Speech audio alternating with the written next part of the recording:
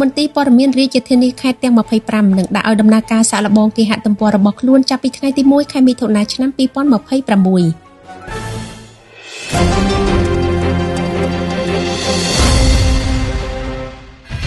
មន្ទីរព័ត៌មានរាជធានីខេត្តទាំង25នឹងដាក់ឲ្យដំណើរការសាកល្បងគេហទំព័ររបស់ខ្លួនចាប់ពីថ្ងៃទី1ខែមិថុនាឆ្នាំ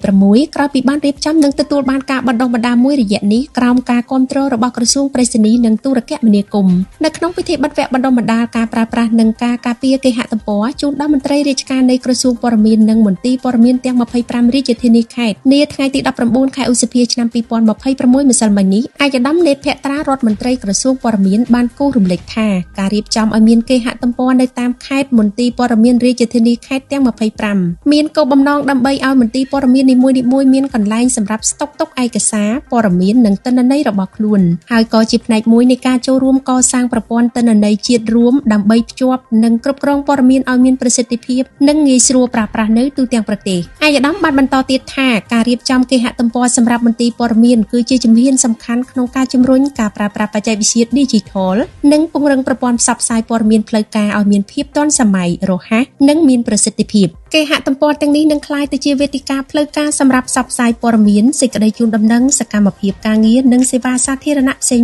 ៗដល់ប្រជាពលរដ្ឋបានយ៉ាងឆាប់រហ័សនិងទូលំទូលាយ